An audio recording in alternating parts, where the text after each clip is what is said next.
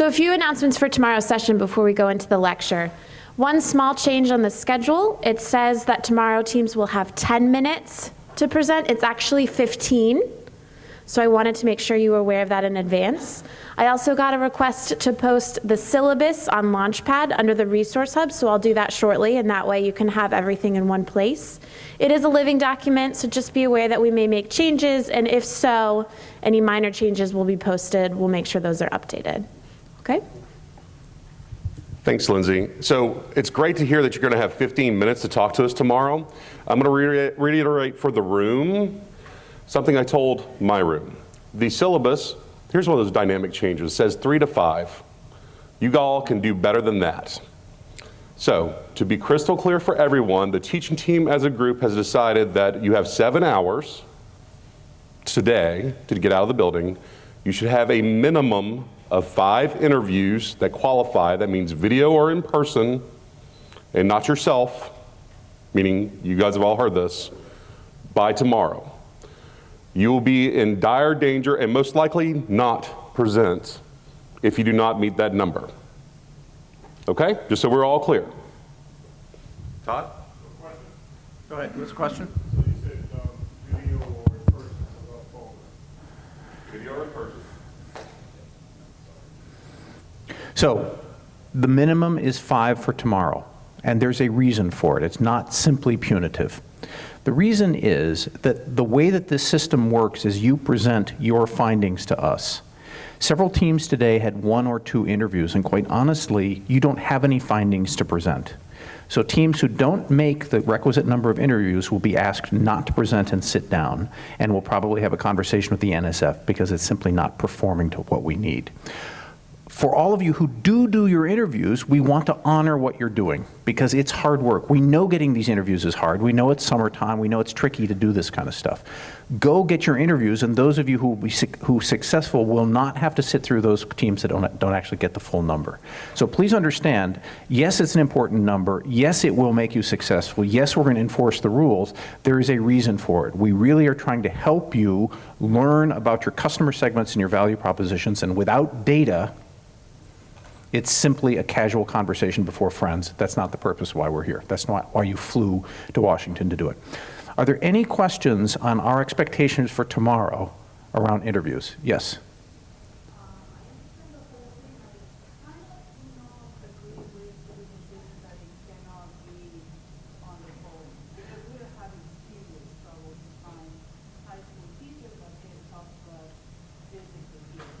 So you don't think there are very many high school teachers in Washington? Okay, so the question is, what about phone interviews? So we will allow some phone interviews, but the purpose of this is to be in person. A phone interview is worth, really or truly, leaving aside from our scoring system or something, in the really or truly world, a phone interview is worth about 1/4 or 1/5 or 1/10 of an in-person interview. You just don't get very much information. If you already have them set them up. If you have already set them up, do them. And if it's the only thing you can get, it's better than nothing. But really, it is a pale shade of what you really want to be doing. And quite honestly, I hear your worry. I know it's hard to get these. What do you think the population of this city and suburban areas are, and how many teachers do you think exist in that universe?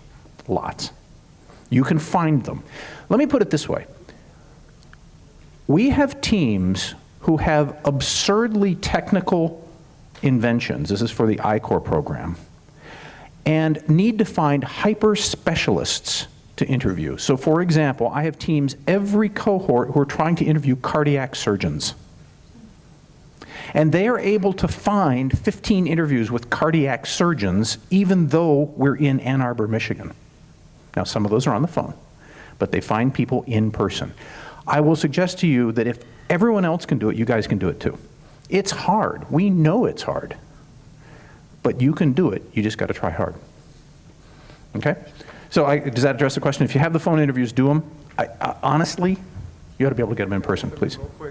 Hey, I mean, all of us had say, hey, let me call you right back from my landline. How hard is it if you got him on the phone already, say, hey, can I get you by Skype or Google Hangout? That's easy. You can at least ask a question, right? All right. We're devolving into excuses. Yeah, just find a way to do it. There are Starbucks and this hotel works. If you have a problem, come find help. Come find us for help. We don't want those sorts of excuses. That's just dumb. Any other questions? Okay.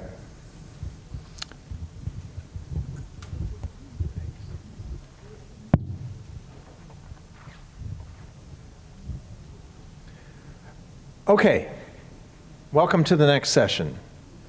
Take a deep breath.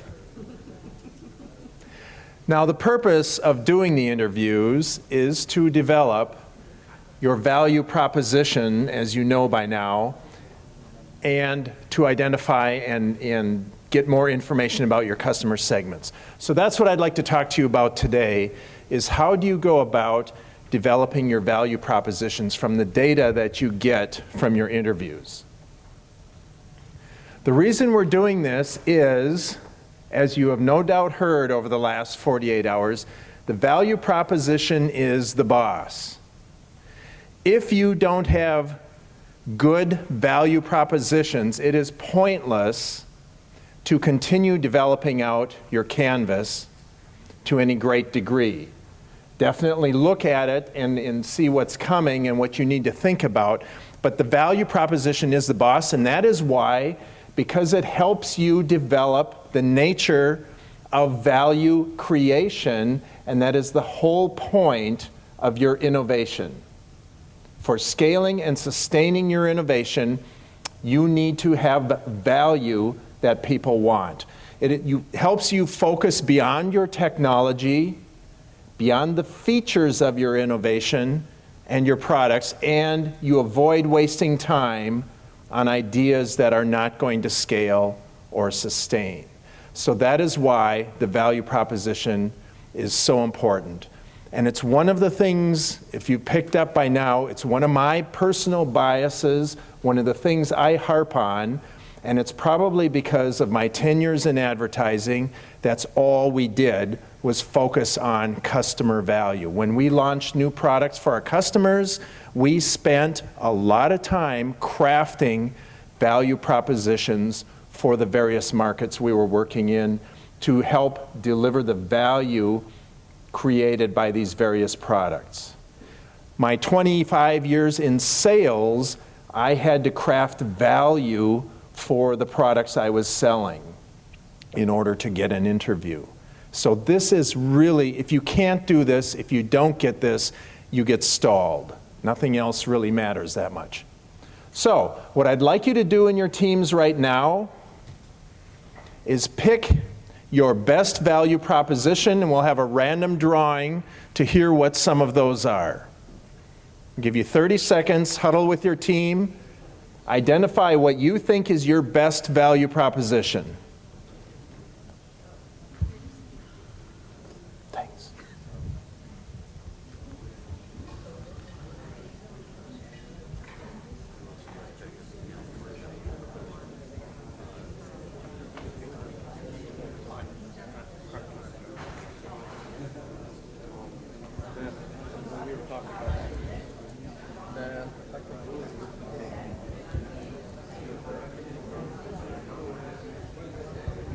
Okay, time up.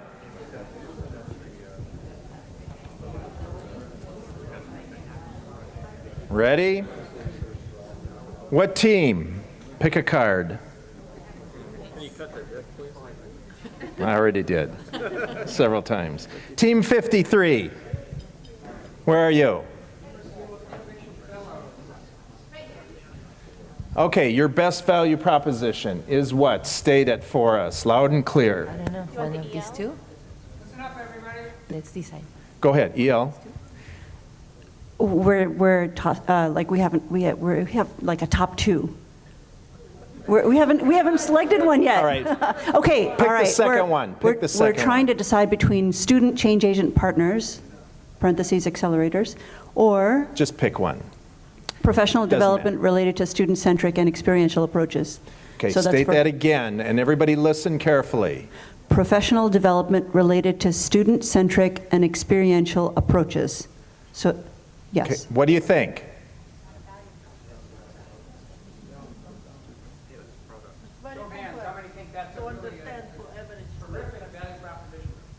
very complex to understand for a layperson. Okay, hard to understand. Who's having trouble clearly picturing what the value is? Okay, several people. Okay. Any other suggestions? Man, what she said, for the common man, what can the average person consume in a soundbite? Okay, who's the customer segment? So before we get into The customer segment. The customer segment would be faculty, so maybe better teaching methods. Okay, now I'm getting confused. Okay, but faculty, read it again. Now we know it's faculty. The customer segment is faculty in higher education. And the proposition? The value proposition, Read it again. the old one is professional development related to student-centric and experiential approaches. Okay, I did hear someone say it sounds like a product description. I would argue it's a feature. It's a product feature, not a value. Now, there's most likely a value behind that. What might the value be behind professional development for student-centric learning, right? What might that be? Pardon me? Okay, developing, would a faculty member value increasing the success of their students? Very likely, okay? So that's getting at the value behind the product features. One more chance. Draw a card. Thank you. 42.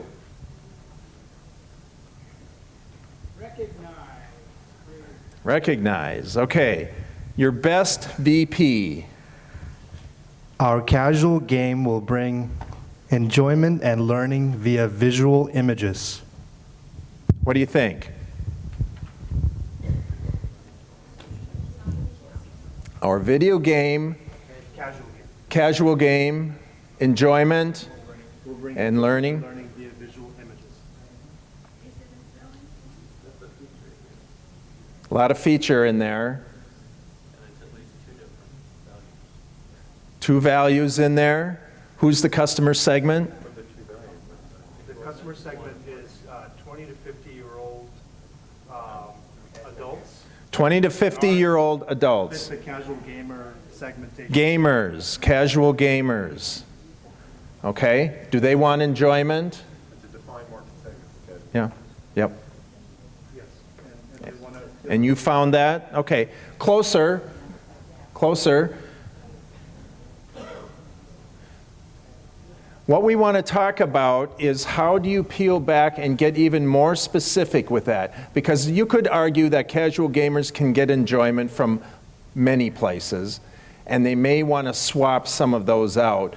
What is the key value that your game would provide them? Does it provide them more enjoyment than something else they could? So what are the competition or the competitive or what we call substitution products that could do the same thing?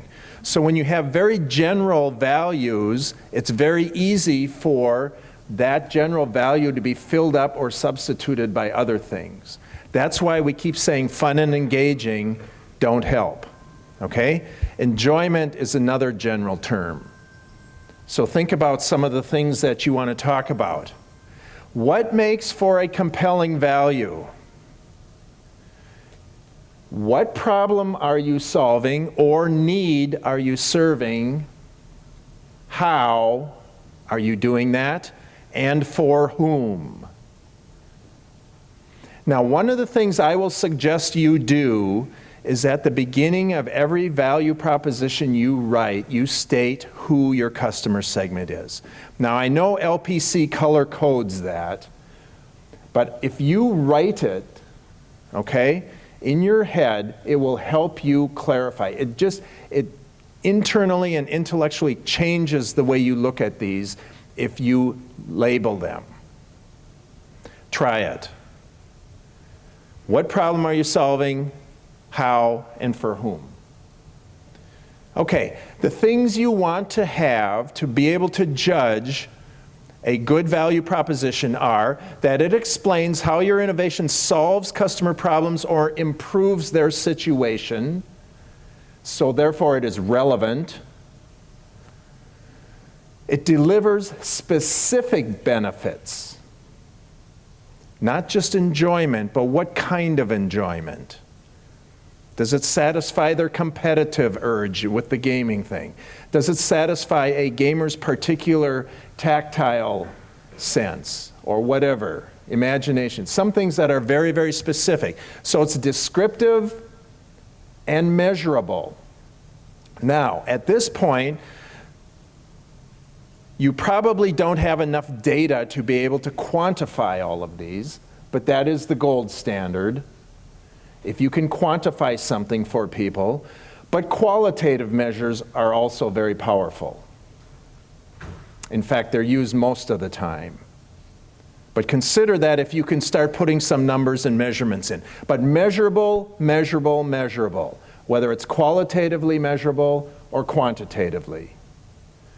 And it's unique. Tells the user or buyer why they should use it and buy from you. So your gaming one is close, but it doesn't tell me why I should buy your game, because it probably could, you could say the same thing for other games, might you? No? What does your customer say? I know you won't agree with that. Anyway, these slides are posted. There's an interesting website that tells you more about this if you Google value propositions. Here's a value proposition I pulled from the literature. This is the value proposition for higher education. What do you think? Right out of the Higher Education Presidential Thought Leadership Series. Is it relevant? Descriptive and measurable? Is it unique? So this is the problem. We have these things. I would say this is more of a vision statement or more of a mission statement. It's vague. It could apply to a lot of things, right? Does it sell higher education? Is tuition going to go up? Is registration going to go up because of this? Not likely. So keep that in mind. Value propositions are what are you proposing and for whom? And this is the important thing. They are closely interlinked with the customer segments. Tomorrow we will talk more specifically about customer segments, but realize this stuff is all interconnected. It's not about your product idea. You've heard this over and over again.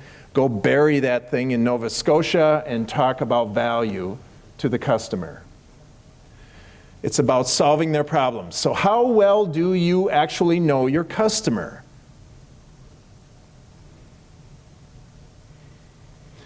We've been asking you to go out and interview them. We talked about interviewing skills. Now you can see why it's important to go deep. Take a deep dive with each interview that you have. When they say enjoyment, I want to enjoy my games. I want it to be fun and engaging. I don't want it to be boring. What does that mean? Okay? I often hear lectures are bad. Flip the classroom. I will argue bad lectures are bad, good lectures are good. So don't get trapped into this kind of thinking and lazy language that customers use and we all use. Start really sharpening your analysis and how you craft these. So customer jobs, you need to know what a customer does. Not only what their function is, what their job title is, but what is the social, emotional, and supporting aspects of the job.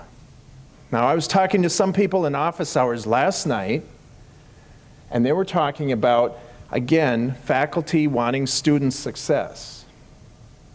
I said, do all faculty want that? Well, of course. Now, wait a minute. Do some faculty want to get through teaching and get back to their research? Do they want to delegate it? Would the value be delegating my teaching responsibilities to some faculty groups? Yeah. And to other faculty groups, do they take pride in wanting to be the best teacher? Is their professional identity wrapped up in doing certain aspects of their job and they're not willing to give it up? For example, some of you are offering teachers off-the-shelf curriculum materials. Do some faculty, would they reject that because they take pride in wanting to develop their own? Okay. So these are subsegments. When we talk about getting to know your segments, they have different values. Job context and important. The pains. What annoys customers?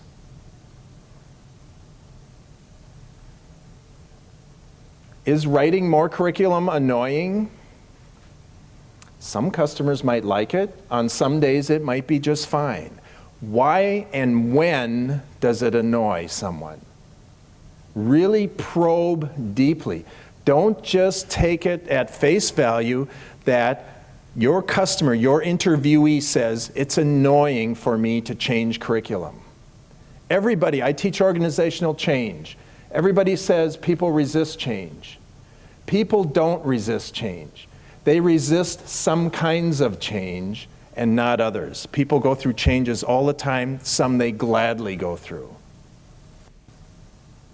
So really go deeply. Don't fall into these general platitudes of things. If you really want to develop a powerful message, a powerful proposition for your customer segments, you have to dig deeply. So when I'm interviewing, just a second, when I'm interviewing and they say, I don't have time, and I've seen this on some of the things, to change my class. Why? Well, because I'm so busy with all the other stuff. Oh yeah, everybody's busy, but people do find time for things they value. So might it be that they're perfectly happy with the class they have and they're skeptical of changing it to something else? That's important to know, right? When you're trying to develop a product for them. You have to figure out what their mindset is. Why are they skeptical? Don't say, I didn't stop there. I'm on my third or fourth why now? Really, really get deep. And what I usually find when I keep pushing the customer, and I push them until I start to sense by their body language, that's why face-to-face is so important. When I start to sense that they're starting to roll their eyes and say, okay, enough already, then I know I'm getting to the end point.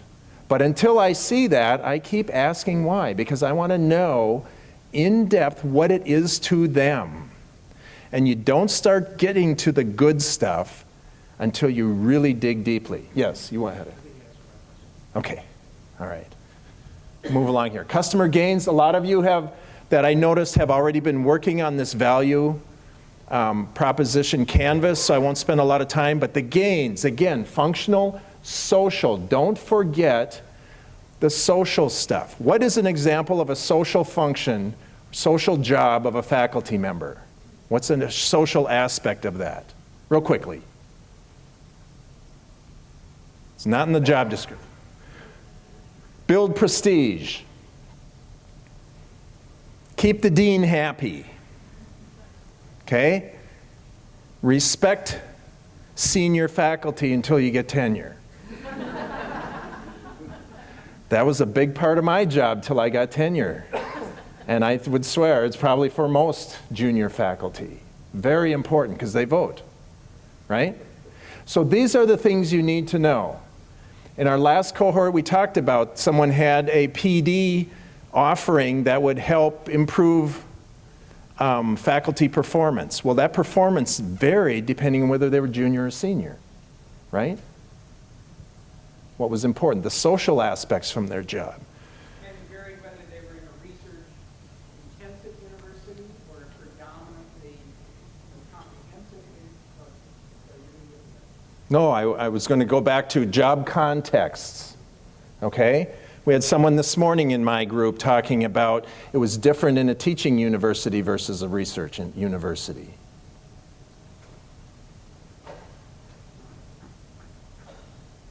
So all of these things about the customer profile will tell you what the segments are like, and Ann will talk tomorrow about the archetypes, customer archetypes. All of this information feeds into that, and therefore, then you can look at your product on the left side and say, what are the products or services that would be the best fit for what I learned for this customer segment? The richness that I now have of that picture. Physical, tangible, intangible stuff. In advertising, we spend all of our time practically on intangibles. Frankly, there is so little product differentiation in general. You can substitute one product for another very easily. It's the intangibles that make it valuable, one product over another. The creators, the gain creators, that arrow should be over to the upper right. Expectations, desires of the customer. What is the utility, the functionality of it? What is unexpected? Remember, your customers don't know what they don't know. Nobody wanted an iPod before it came out. My Sony Walkman with cassettes was just fine.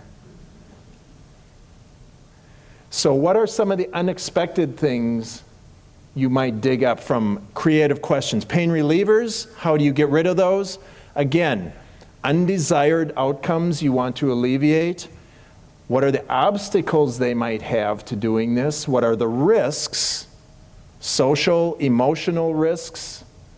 Are you threatening someone's identity by taking part of their job away when you think it's making their job easier? You want to know that. That will change how you look at this stuff. So here's a template from the strategizer.com. Our product or service helps whatever customer segment who wants to, I have to see closer what this says. The jobs, do their jobs by alleviating, reducing pains, and increasing gains, unlike your competition. So two things in that jump out at me that I have not seen much of, if at all, in any of the value propositions so far, is who and competition. Who is your competition? Start learning that from your customers. It might not be at all anything like your innovation, but it is competing for the customer's attention and desire. I have a question on that. Yeah. So as I was listening to a number of the presentations, I kept thinking, how come I'm not hearing about what the competition is doing? Because Right. it seemed very similar to products that were out there. What role in this process should we start probing what solutions they're using now? From your first interview. Okay. Or before. Now, this is when we talked yesterday about interviewing, doing your homework. That's something you can look up and then test and validate from your interviews, but you should know what other things are out there like yours that may be competing, and it may not be exactly the type of product. So someone's job competes with games, right? Leisure time. Spending time on games, the family competes with that, all right? So think about it more broadly and more creatively with that, but the competition is important. Because the last thing you want to do is spend all of your time and effort developing something and people are using something else. And there's no compelling reason to change. Did that help? Yeah. This is the website. There's a lot of interesting stuff to help you with that. The other thing that's good is there are lists of questions, if you haven't seen that, to help you trigger finding pains, gains, pain relievers, gain creators, and so on. So you can use that for your interviews. Now, this is the type of value proposition we hear overwhelmingly at this stage. It's about your idea, your technology, and your features, confounded as value propositions. They are not value propositions, they are product features. If you can look at your value proposition and you could say, my product does this, it's likely a product feature. Unless you can look at it and say, my customer said this was important value to them. That's how you distinguish that. Faster, cheaper, better, these are weaker value propositions, but now you're in the realm of value propositions. Customers do like faster, better, cheaper. Unfortunately, it applies to almost everything in the world that they can buy. Yeah?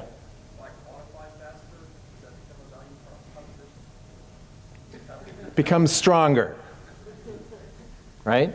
Okay? Now, if you can quantify it, and if quantification is meaningful to the customer,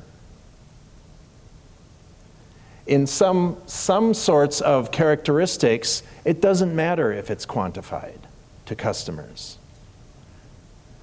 For many emotional things, and many buying decisions are emotional. That's why you see very few numbers in advertising. Because people often, especially for consumer products, do not buy based on 4 out of 5 dentists prefer Trident gum, right? They buy for other reasons. So you need to know if quantifying it would make it better. Tangible and quantifiable product benefits, generally the gold standard. And in our world, there's probably a much, much higher appreciation for numbers than in other realms. So it is important. So these are some value propositions that I pulled out. Teams 36 to 42, look at the first one. These came from this cohort early on, about a week ago. So they probably have changed since. Teams 43 to 50, look at number 2, and 51 to 57, look at number 3. We'll make one suggestion on how to improve it, drawing by random.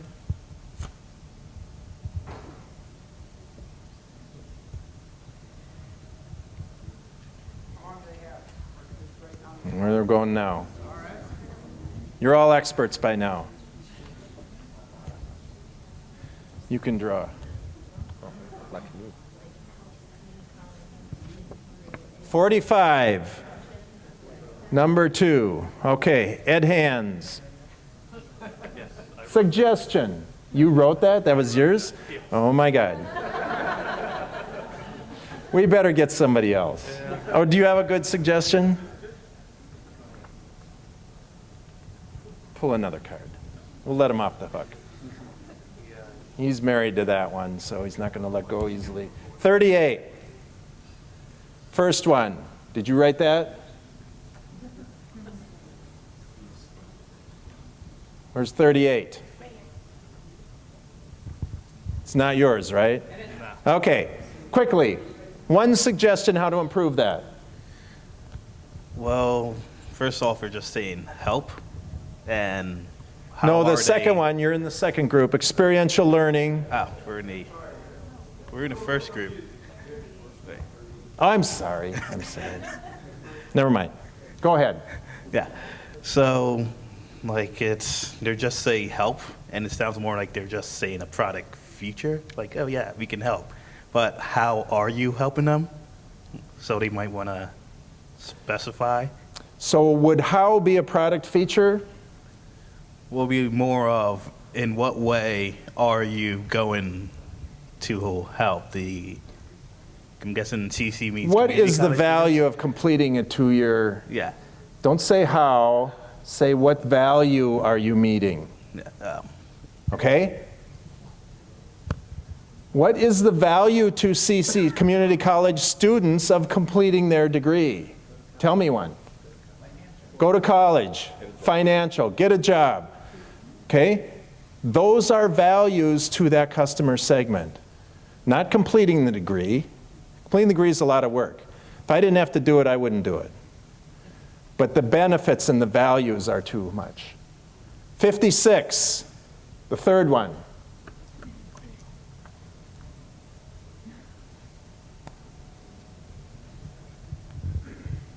So ours is actually quite similar. They're all similar. Yeah. But I would say clarifying what the engaging means and how it really benefits the students.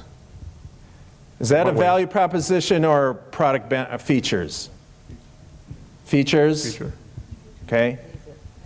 Engaging and easy to use are features. There are certainly, you might find values linked to those, but they should be more specific and tailored. Okay, let's move on for time here. So I have a question. Yes. Quick question. When you say quantifiable, faster, cheaper, better, what kind of descriptive word that you can quantify them? Faster, cheaper, better. Who's got a suggestion for him? Okay. 2 weeks is quantifying the speed, time. Okay, faster, better, cheaper. Faster is time. 2 weeks, 50% faster, whatever, right? 50% cheaper. So you can put numbers into how much cheaper. Just put the phrase in there, how much faster, how much cheaper, how much better, and find exactly how much it is by some measure. Yeah? When you put those numbers out there, do you have any data to justify that? That's exactly my question. Don't make it up unless you want to test something. But you need to have the data to support it. Otherwise, it's just gobbledygook, right? So the follow-up question is, if you don't have the data yet, how can you use it in your value proposition? Then you can either guesstimate and test it or stick with a qualitative measure. You can say faster. I don't know how much faster. I want to learn how much faster. Let's check it out. But faster is a quality of our innovation. Okay? Now, if you can quantify it, it makes it stronger. To some people, remember, if they don't care about the numbers, it's not going to help. More compelling. These came from last cohort, towards the end, at the end, providing direction to graduate students and postdocs for understanding and achieving their career goals. What do you think? Pardon me? Better? Best? Could be better? 2 is pretty good. Meets standards, that was a big deal. 3, getting kind of squishy, right? 612 teachers' need for contextual teaching approaches based on their evidence to meet standards. Not bad. Pragmatic problem solving. Who, how, what problem, right? That one's really lacking. Okay, so the point is, you're going to need, as you start developing your canvas, in fact, you probably will have a different model canvas, business model canvas for each customer segment. You could, or combine them. But I mean, think about, there might be enough differences between segments that it would be easier for you to have different canvases for each. You will definitely have different value propositions for each. If you have one value proposition cutting across 5 different segments, really look closely at the proposition you have is likely very general, or the customers don't segment like you think they do. So don't force your stuff into these things. Actually look at the data that you're gathering and what your customers are saying to develop these. Think about this. At this stage, A lot of questions came up in the office hours and in the presentations about who is the customer and who do we talk to. We're talking to students, but they don't pay for it, or they don't make the decisions. Sometimes they do, as an example. Who's the buyer? And these could flip depending on what it was. We had teams last time that the student did pay, so they were the buyer and the user, but the faculty person was the decision maker as to whether the students even were exposed to it. And it had to fit into the program. So the dean or the curriculum committee had some say in what even got in the door. Different customer segments, yeah. Yes, those are 4 customer segments? Yes. Could be, very likely. Well, we heard about the grandparents who were the buyers. Exactly. Yep.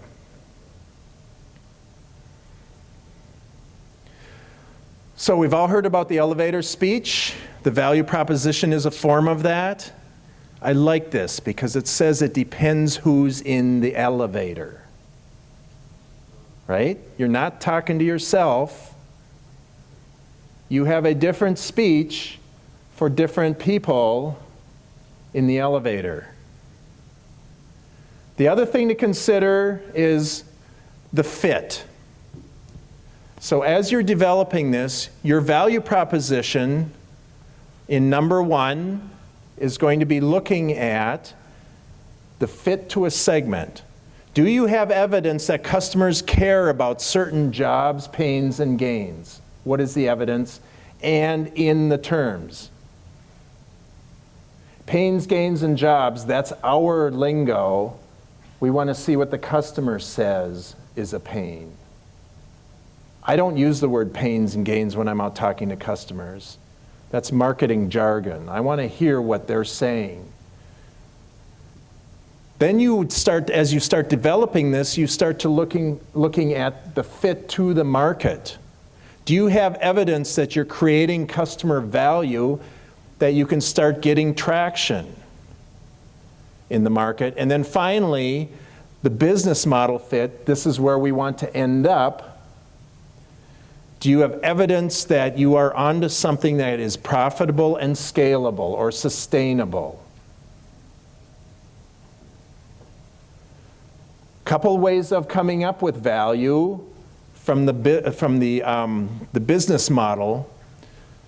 Some of the things that are, the bottom line has been around forever. It's looking at one data point, it's looking at the financial, the net income. But some of the newer things that have been coming up over the last decade or so, the triple bottom line, people, planet, and profit, is measuring actually more than just financial things. And there's another thing, L3C, the Low Profit Limited Liability Corporation, where their mission is actually solving social problems, not maximizing profit. So we've had discussions about teams, especially in the educational realm, that pure business focus, maximizing profits, seems a bit hard for some people to reckon with. But there are other ways of doing this. But yet, revenues and resources coming in, you need to generate things to sustain yourself no matter what. Even nonprofits have to make money to keep the doors open. All right, so don't lose sight of that. We talked about this earlier, entrepreneurship, social entrepreneurship, and intrapreneurship. You don't necessarily need to go out and open a corporation. You can do this within your universities or settings, but we want to look for ways of scaling and disseminating from within. The key thing is the interviews. What did they say? 5 interviews tomorrow to help you start to change your guesses from fact into facts. Your ultimate goal is to do that, change those guesses into facts, and realize that when they're guesses, when you say, I feel like, or we think, or we know, do you really? How are we doing on time? Any questions at this point? Let's look at something quickly. This question, when Google started, everybody's familiar with Google, so we don't need to explain what the technology is. What was the value proposition and customer segment? Selling server software. Selling software? Server. Say that again. I don't. Selling server software. Google? Okay. That's a new one for me. It was specified advertisements to specific customers, and then Serving ads to specific customers? Mhm. Okay. Why did you use Google? Search. All right.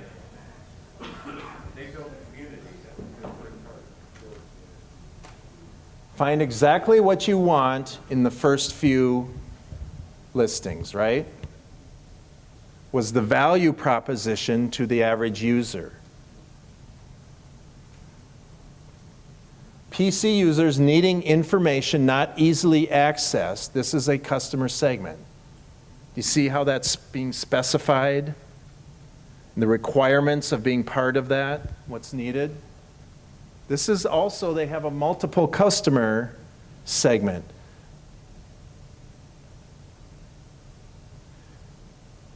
The second value proposition for a second customer segment. Way more people clicking on the links to a particular advertiser's website. Advertisers wanting more traffic to their website. At the time, that didn't mean all advertisers, but advertisers that were really looking for something online in that sense. So this is an example, which we'll get into more detail tomorrow, of multiple customer segments.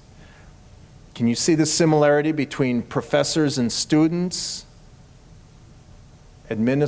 program administrators and faculty, employers and universities? So whenever there's common interests around something, you could have multiple segments dealing with that. Some other things to consider. This is my laundry list of questions around this. Is what you're proposing in your value proposition solving a problem or need? For whom? How do you know? Rank them. Is it a big pain or a little pain? Is it worth changing, worth paying for? For each pain, indicate the frequency. So when you're in your interviews, here are some guidelines for starting to articulate the painkillers. Your hypotheses you want to test: savings, feeling better, increasing performance, overcoming difficulties, negative social consequences, or risks. Again, this gives you some guidelines into looking at what you need to find out from your customers.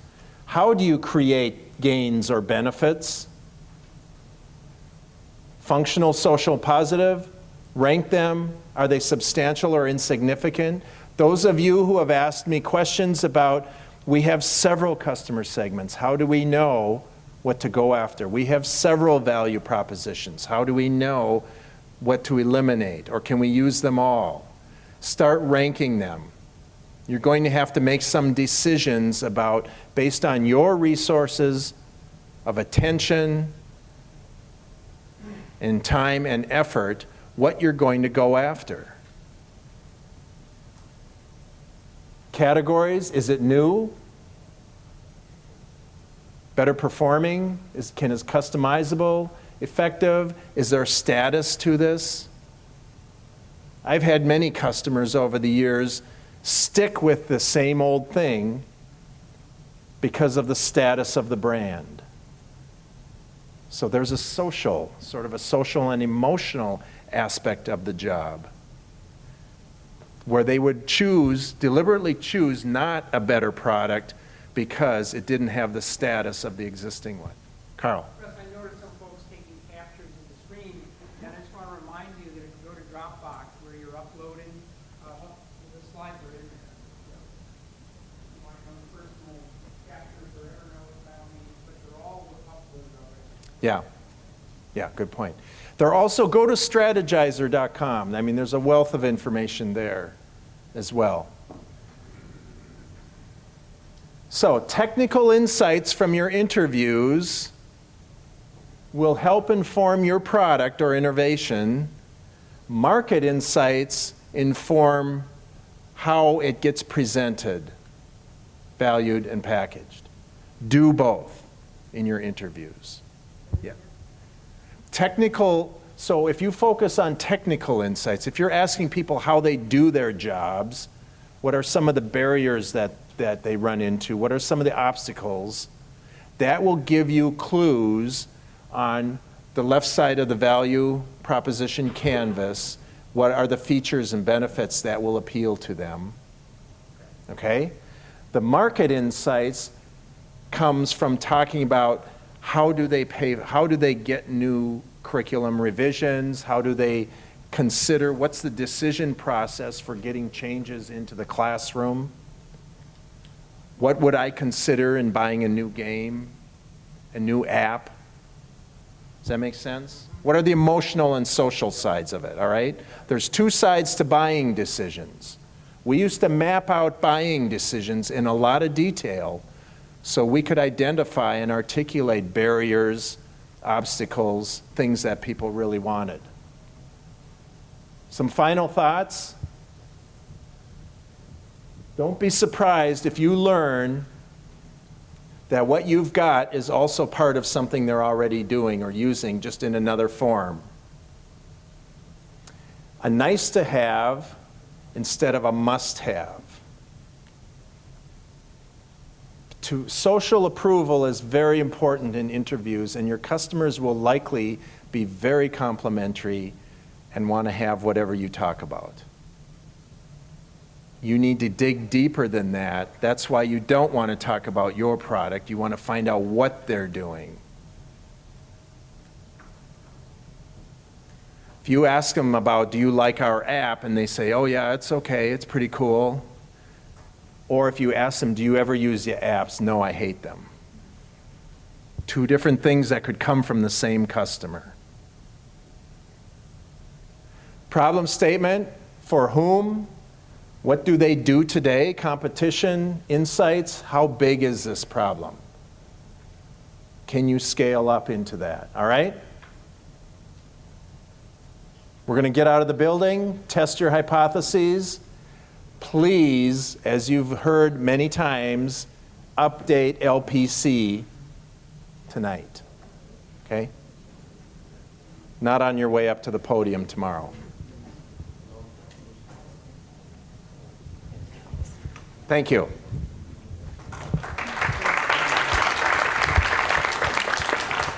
Okay, I know folks have interviews scheduled, so I will only take 15, 20 seconds. But I have something that applies to everyone in this room. So you know, dinner is on your own tonight, so make sure you get that while you're out. You have 7 hours. Raise your hand if you're a PI. Okay, please be back here at 7:30. You have your own workshop led by NSF, so it's really important that we have the PI from every team here. Raise your hand if you're an EL. Almost all of them. So we want you back here at 8, okay? And everyone raise your hand. We want everyone back here at 8:25. Okay, that way we can get started with office hours on time. So if you check in here, I'll put up the document. All teams have already signed up, which is fantastic. They are 20-minute increments, but it makes my life so much easier if everyone's in the same place, and then I can help connect you with the teaching team member. All right, get out of the building. Lunch is right outside. Thanks.